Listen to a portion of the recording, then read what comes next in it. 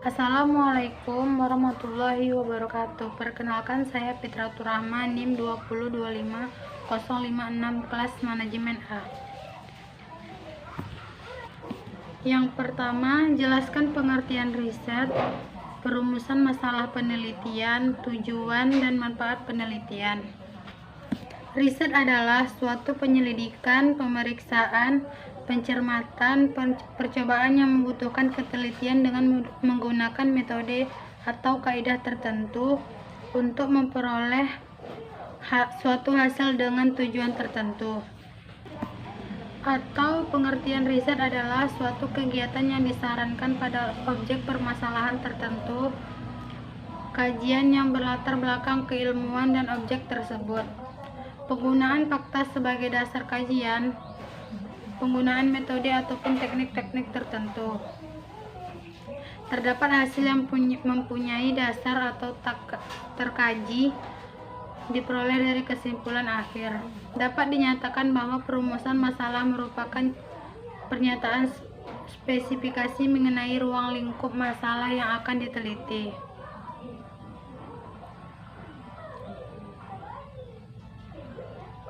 Rumusan masalah adalah pernyataan-pernyataan mengenai masalah sebuah hal atau kejadian yang berbentuk kalimat yang sederhana, singkat, padat, dan jelas.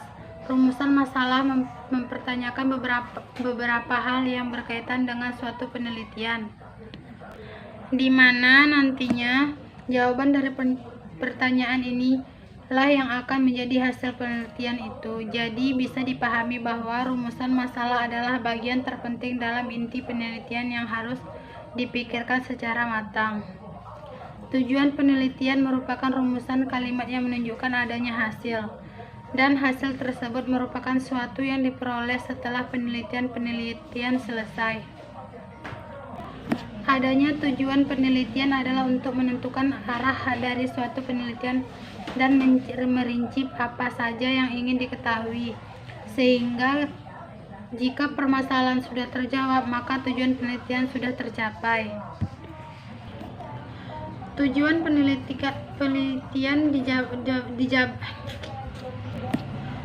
penelitian dijabarkan biasanya menggunakan kata-kata kerja pembukuan, antara lain menemukan, menjelaskan, menganalisis,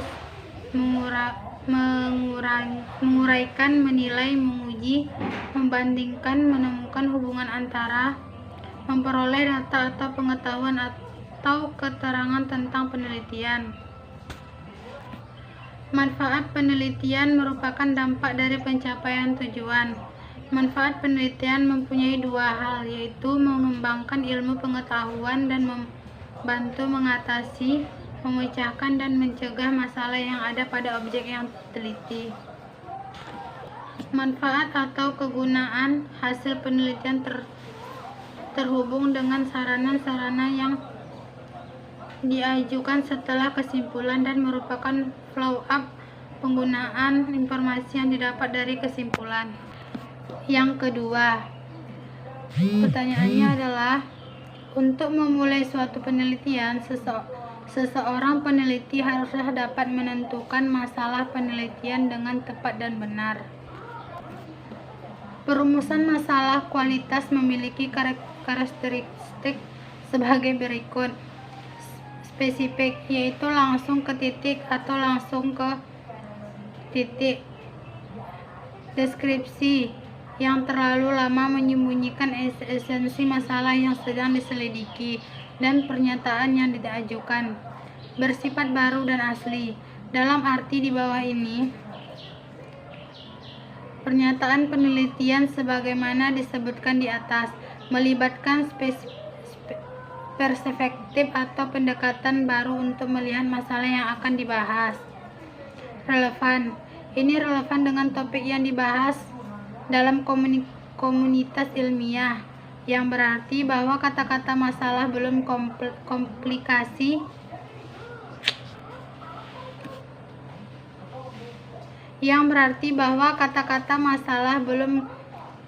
dikompilasi dari hasil penelitian yang relevan dan telah dilakukan sebelumnya. Menarik perhatian, dalam arti bahwa pernyataan penelitian yang diajukan juga menjadi perhatian para peneliti yang fokus pada bidang yang sama. Fitur ini sangat menginspirasi karena penelitian harus penasaran apakah perumusan masalah yang dikompilasi berkontribusi pada pengembangan pengetahuan, terutama di bidang yang dimaksud. Yang ketiga, jelaskan apa yang disebut masalah. Masalah dalam bahasa Inggris adalah problem. Didefinisikan sebagai suatu pernyataan tentang keadaan yang belum sesuai dengan yang diharapkan. Yang keempat, sebutkan dan jelaskan paling sedikit 3 sumber masalah penelitian. Kemudian uraikan contoh suatu penelitian di bidang manajemen di sekitar Anda. Yang pertama, observasi. Masalah dalam penelitian dapat diangkat dari hasil observasi terhadap hubungan tertentu yang belum memiliki penjelasan memadai dan cara-cara rutin yang dalam melakukan suatu tindakan didasarkan atas otoritas atau tradisi. Dedukasi dan dari teori. Teori merupakan konsep-konsep yang masih berupa prinsip-prinsip umum yang penerapannya belum dapat diketahui selama belum diuji secara empiris. Penyelidikan terhadap masalah yang dianggap dari teori berguna untuk mendapatkan penjelasan empiris praktik tentang teori. Kemudian kepustakaan. Hasil penelitian mungkin memberikan rekomendasi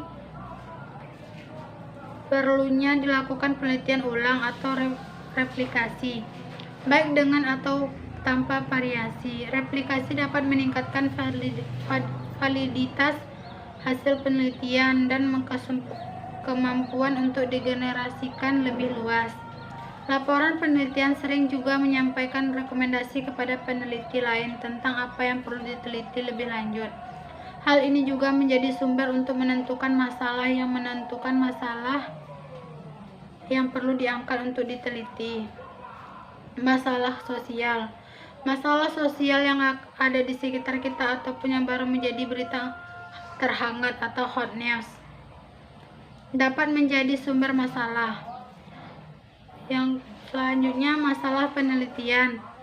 Pengalaman pribadi. Pengalaman pribadi dapat menimbulkan masalah yang memerlukan jawaban empiris untuk mendapatkan pemahaman yang lebih mendalam.